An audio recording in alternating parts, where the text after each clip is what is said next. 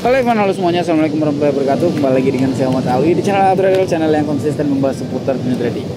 Di pantai, tidak niatan untuk kita rekaman video karena kita lagi weekend di hari Minggu weekend ya, tanggal 4 Mei 2025. Sangat senang sekali kita hari ini bisa pagi-pagi ke pantai yang sangat indah di tempat kami. Kalian mungkin ada lihat tadi di awal, nah itu tempat yang bagus dan saya sangat sukai.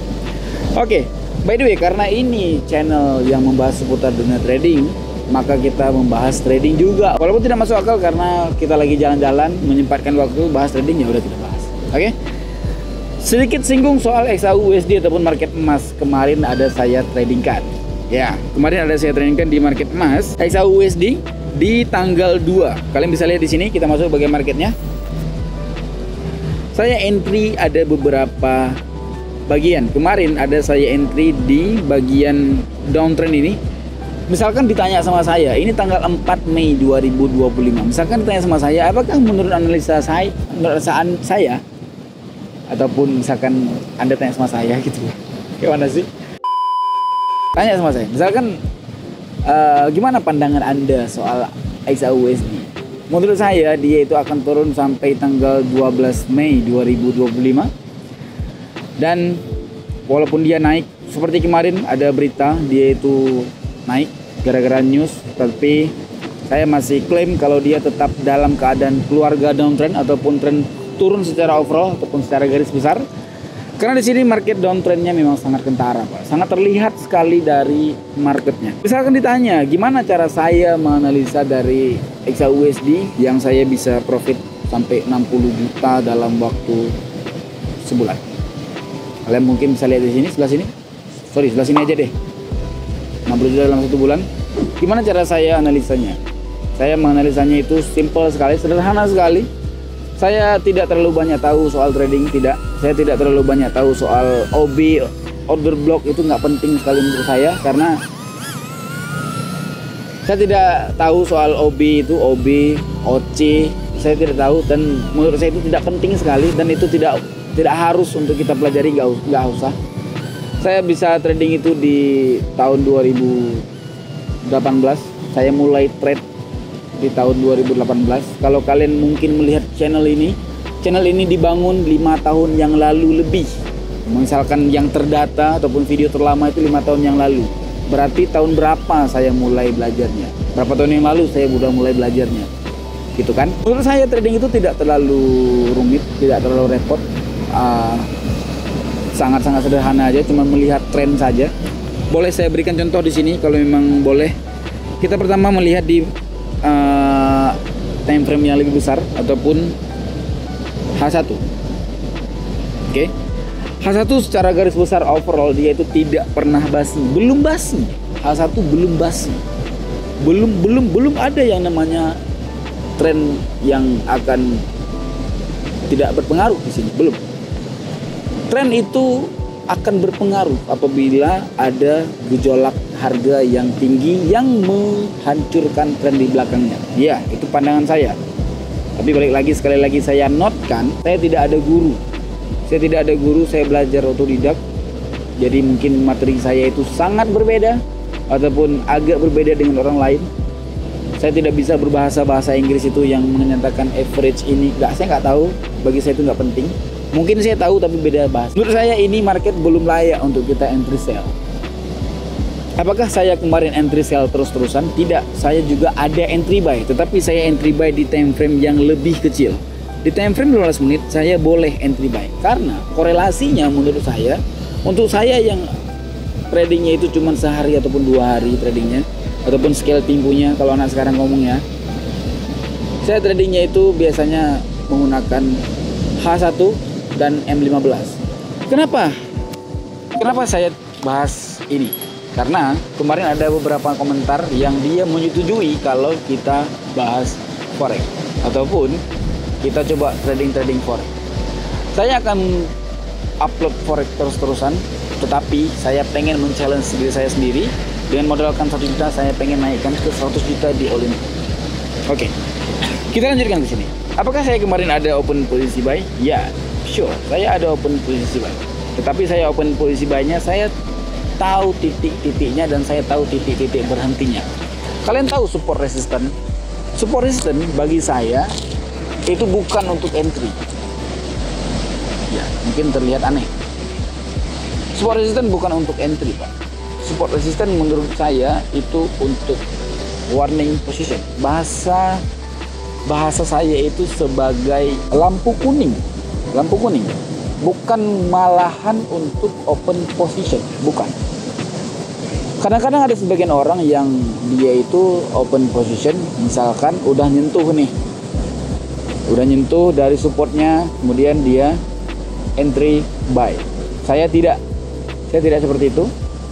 Saya malah menunggu ataupun membuat dia sebagai lampu kuning. Bahaya open posisi di sana. Ataupun saya bisa seperti ini. Klaim dia itu sebagai, mungkin kita akan bahas secara detail di next time-nya di saat saya udah menyelesaikan challenge saya di Olimpiade. Ini ada tren, ini adalah saya klaim sebagai uptrend dan saya di sini open buy secara scalping mungkin 3 sampai 4 jam. Sampai 5 jam mungkin. Tapi di sini saya tahu batasan saya di mana saya harus berhenti ataupun TP untuk menyelesaikan dari perdagangan saya. Ya, seperti itu. Mungkin kalau mau di spill dari trading yang sebelum kemarin, saya kasih lampak aja entry saya. Saya tarik ulur dari bahasa yang sebelumnya dari tadi kita merepet itu, karena ini curhat aja. Dari tadi saya tarik ulur ke belakang, mungkin muncul pertanyaan, apakah trading itu sulit? Trading itu sangat luas, Pak. Trading itu sangat luas. Ada trading di kripto, ada yang kripto versi shortnya, ada. Kalau kalian tahu Phantom, ataupun kalian bisa lihat ini. Ini. Ada trading di future. Ya, trading di future itu sangat umum sekarang terjadi. Karena nggak mungkin lagi orang trading di spot. Itu sangat jarang sekali orang trading di spot, orang menanamkan uang cash, itu sangat jarang. Dia itu trading di spot, trading seperti kita. Tetapi ada yang versi longnya, ada yang versi shortnya. Yang versi shortnya itu yaitu binary, versi longnya forex punya. Apakah forex cukup baik? Enggak juga. 100 orang yang trading forex, ini fakta, Pak. 100 orang yang trading forex, yang berhasil cuma 5 orang manusia. Iya, memang itu faktanya. Saya akan bongkar semua soal trading ini di lain videonya. Ingatkan saya, trading forex itu sangat berbahaya. Sangat berbahaya. Bisa saya bilang, mungkin kayak gini. Mungkin Anda boleh berpendapat karena saya itu sering trading di binary yang terekspos. Oke? Mungkin kalian bisa berpendapat, mungkin karena lu trading di binary, mungkin kamu bisa bela. Iya. Kalau misalkan ditanya lebih berbahaya mana? Lebih berbahaya forex jauh daripada binary. Kenapa saya bilang seperti itu? Karena binary itu bisa yang namanya kompensasi. Tetapi dengan catatan, dia itu harus memiliki dari backtest strateginya masing-masing. Analisa saya ataupun pendapat saya di market XAUUSD ini, dia market yang cenderung turun secara garis besar overall, dan tadi saya ada open posisi buy di daerah sini. Oke. Misalkan kita zonekan di sini. Ini kenapa saya bisa entry buy di sini? Muncul pertanyaan. Kenapa bisa saya trading di sana dan saya open posisi buy? Bisa lihat di historinya, mungkin saya entry buy di sana. Kenapa? Why? Karena di sini terjadi yang namanya correction. Misalkan kita lihat koreksinya di mana, di H1. H1-nya itu belum ada penembusan yang mengeklaim dia akan terjadi perubahan arah untuk uptrend. Tidak ada. Terlihatnya di time frame 15 menit itu sudah perubahan arah, tapi tidak. Belum perubahan arah. Maybe hari Senin besok market ini akan sampai ke sini ataupun di harga 3.251. Kemudian dia akan kembali turun sampai ke mungkin hari Kamis. Kita lihat nanti berita apa yang terjadi.